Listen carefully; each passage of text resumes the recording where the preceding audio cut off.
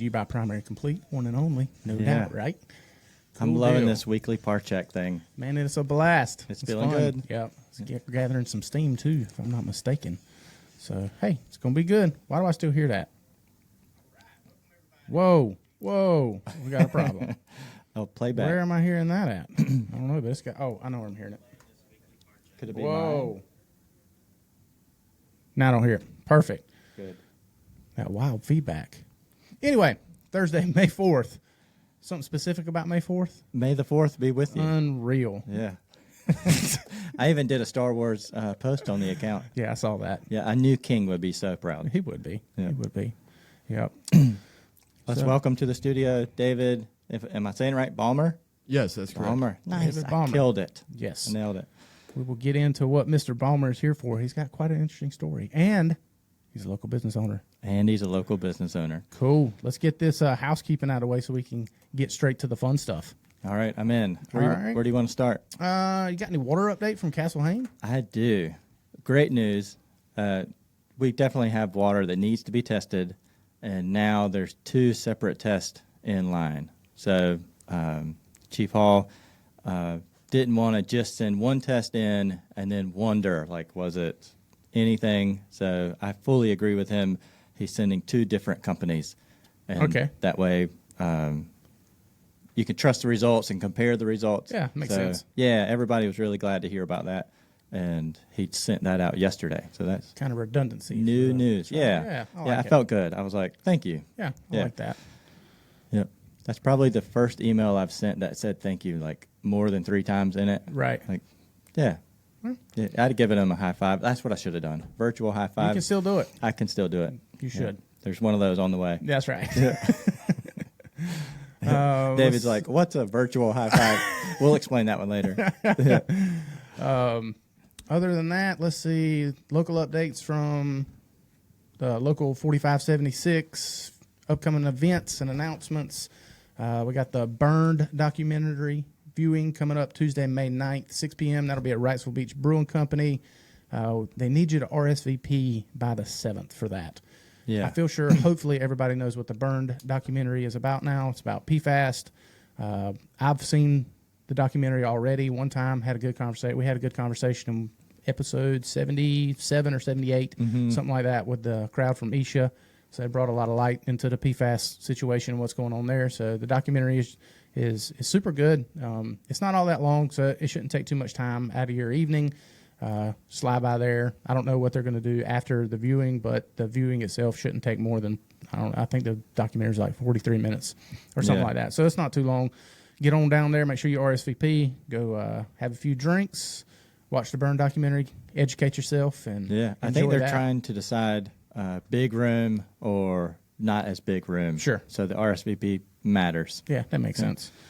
And then let's see here. The annual Michael Stanley Celebration of Life event. That'll be May 13th, 2 p.m. at the Celtic Monkey. We do that every year, so that'll be good. Yeah.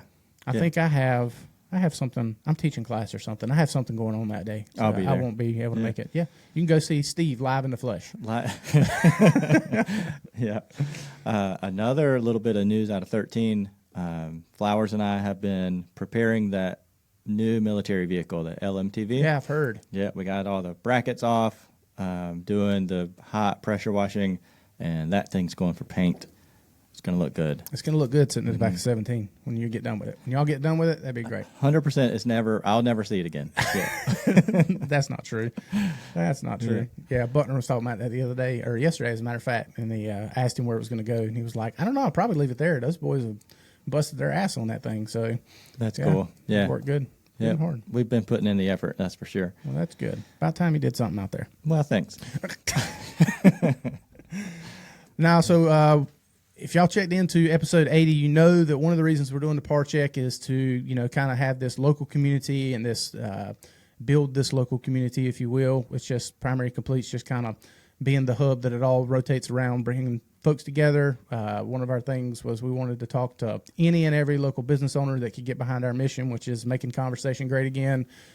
So today we have a very, very, very special guest in here with us, Mr. David. Steve gave him a little brief introduction. By that, I mean just your name. earlier. David, we'll get you going here a little bit about what it is your company does. David is a combat Marine veteran. I said that right? Sure. Perfect. Yeah, All right. Combat Marine veteran and owner of Cape Fear T-shirts, which we're grateful that you did that. He's busting out some T-shirts for us right now that are hopefully going to be ready in time for the First Duke Conference next week. I didn't even mention that. Yeah, they're definitely not going to be ready in time, right, David? I would love to say that they are, but just lie to me. Yeah, just lie to me. Just lie to me. Yeah, I'm thinking of that scene from Dumb and Dumber where he's like, "So you're saying there's a chance, 1 in a million?" Well, hey, if they are, cool. If they're not, I'm sure they'll get going either way. It's all good. But yeah, I didn't mention that the First Duke Conference. That's next week. The P.A.R check will probably not be in the studio next week. We might just bust that out from down there at the First Duke Conference while we're down there. That's a great idea. Let's do that. Okay, so we'll be out of the studio. We'll do the P.A.R check from down there. I feel certain we'll probably have somebody to talk to for sure. If you're local to the area, I know the conference, if you didn't get a chance to register for it, I know you can slide through the Marriott down there, at least come see the vendor tables, all that. There'll be a lot of vendors there.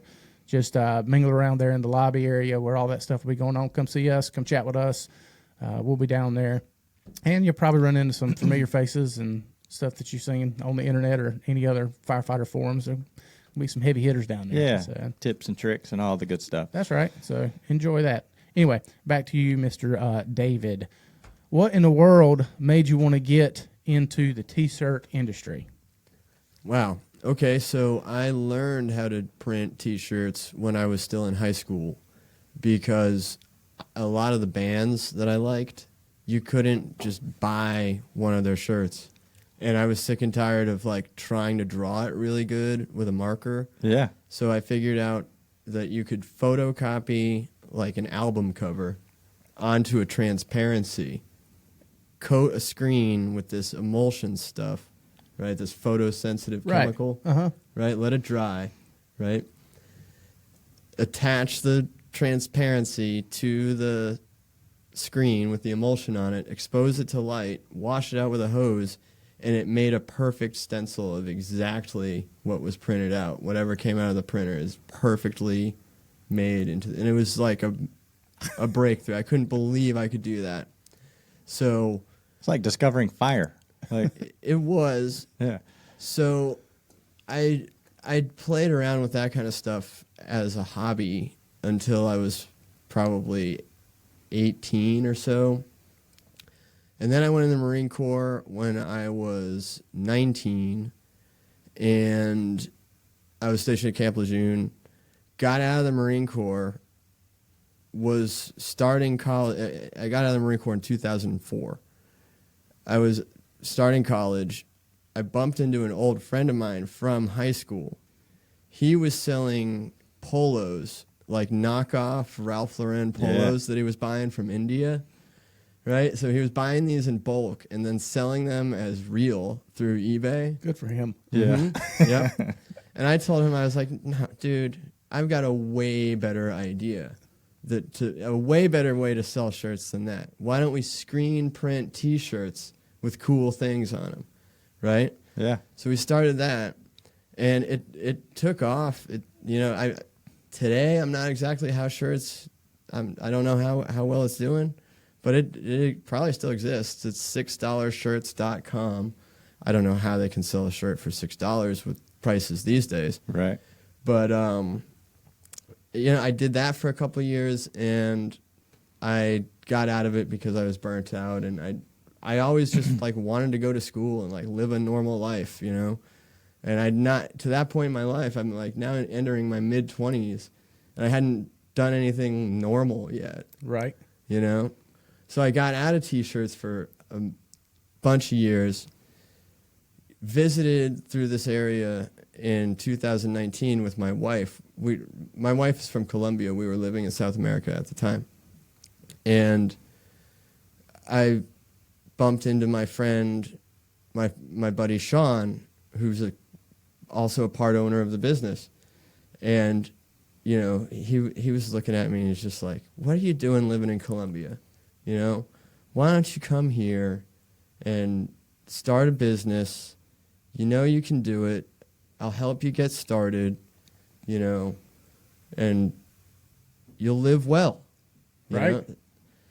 So it was a lot to digest. I'm like, I'm going to move from South America to back to Eastern North Carolina again, which is a place I love. Like, to be honest, I spent 14 years living in South Florida, many, many years living in New England. I wouldn't consider living in either of those places ever again. Yeah. Right? Here, I would. I did, obviously. Right. Yeah. I like it here. I'm happy here. So it was one of the things that I always liked about being stationed at Camp Lejeune was being in this area, Right. right? So I decided to uproot my whole family from Central Columbia to Eastern North Carolina. We got the business up and running, and just like that, the pandemic hit. Yeah. Great timing. Wow. Yeah. Unreal. Well, I'm assuming you survived through the pandemic fairly well. I know we were chit chatting a little bit before we went live and everything about that, about the struggle that was, and just trying to drum up business with friends and family or whoever you could get. But it's great to hear you survived all that. I'm Thank sure you. it was a struggle. And It shout still out, is. yeah, no, shout out to Sean for bringing my man back. Yeah. Yeah. Yeah, he's the best. He's like family to me. His entire family is like my extended family, I consider. Man, good friends are so important. I agree, Yeah. brother. He was our platoon corpsman. Okay, medic. Mm-hmm. Is that what a corpsman is? Yeah. Get out of here. Exactly. I just learned one more thing today. Yeah. So you said you were in the Marine Corps 2000 to 2004. Mm-hmm. Remind me again, what was that first deployment? The first deployment was shortly. So obviously the date range of my service is all around 9/11 and the beginning of the war in Iraq, right? So the first deployment, we did nothing. Some of the Marines and sailors from the Marine Expeditionary Unit did get to deploy to Afghanistan, but not very many. Snipers, communications, some very basic things that were in need. There's a very low force cap. I think it was something like 16,000 or something like that. It was very, very low at that time.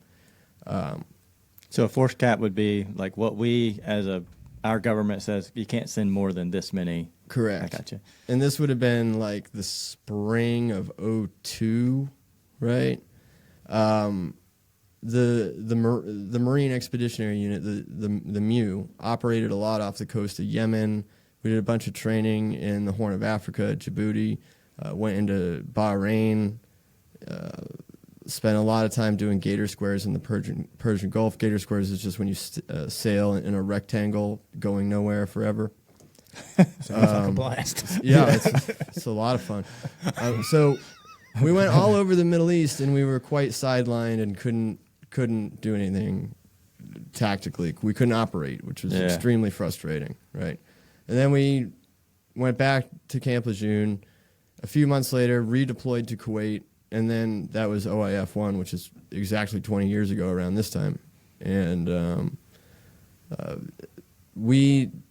I was in 2nd Light Armored Reconnaissance Battalion, and I was an infantry scout. I was a rifleman in the back of a vehicle, basically. At this time, I was a fire team leader. But the path that our unit took was more, probably a little bit hairier than what a lot of, and not to diminish, what other Marines did, but and soldiers and all services. Sure. Yeah. But we drew the short straw, and we were like, we fought on Nazaria after the Jessica Lynch incident, right? And then again out like on the outskirts of the city, throughout this region between there and Al Qut. We fought in Al Qut. We made it all the way to Tikrit, went through Baghdad, did a lot of, it was OIF 1, so it wasn't the biggest deal in the world. I understand that. But what our unit got out of it was probably a little bit more than what some of the other units got out of it, just because we were with light armored vehicles and we could travel a lot. Right. Right. Yeah, so that was that. That position in the back, the rifleman in the back of the vehicle, is your like head on a swivel 360? Or, Oh, yeah. And you never sleep. Oh, yeah. Yeah, that's relatable. Yeah, I was getting ready to say there's a bunch of comparisons, Yeah, like that's doing relatable. absolutely nothing. Yeah, and then now you're doing something. Right. And the no sleep. Yeah. The fire department is available to you. Apparently, you're very familiar with how it goes. Sure. Yeah. Sure. Speaking of that, you have made some T-shirts. The whole reason I even found out about your company, which I kind of feel bad, I guess, a little bit about that, because I mean, you know, our district, our little northern part of the county up there, it's not all that hectic, I guess you could say. One of the guys who works in my house had some T-shirts made by your company and by your company, and they turned out fantastic, wonderful, and I was like, So when we were discussing getting some shirts made up, I was like, well, let's reach out to this guy. So reached out to you. We appreciate everything you're doing. I know you hear this all the time, but thank you for your service. It means a lot. Those 4 years were pretty wild time in that little corner of the world over there. I've got quite a few buddies who were around in that time frame, same time that the war was kicking off and getting after it and that sort of thing. That was a pretty hairy time. That 2003, 4, 5, 6. You know, that was a nasty little time. So yeah, thank you for your service. Like I said, I'm sure you've heard it a million times, but yeah, we mean it. We got a lot of military friends, so we share the appreciation, myself and Steve. So it's not just another comment. Yeah, and if you're thinking about getting shirts or hoodies or hats or anything made, I can tell you that the process. Like I walked in, I was like, "Here's the idea that we're thinking about." So we chatted for 5, maybe 10 minutes max. Sent me a proof. We modified it one time, and then off and running. Like it was easy. And they'll be done within 5 days. I think And that's what I they'll- heard him. Look, it's just- I'm picking. No, I'm totally picking. Now, so reach out to Dave. Cape Fear T-shirts. What's the best way folks can get in touch with you? Social media, email. What you got? We're all over Instagram at Cape Fear T-shirts, T-shirts. It's always that way. We're gonna share T-shirts. it. Yeah, we'll share it on the. Absolutely. Great. So we'll get that out and all that good stuff. Number one in quality, number one in customer service. Cape Fear Tees. Dave's your man. Nice. Thank you guys very much. Yeah, thanks for coming in, man. This has been great. Absolutely. Appreciate it. Thank y'all for joining into the weekly P.A.R. Check. Stay safe. We'll catch you on the next one.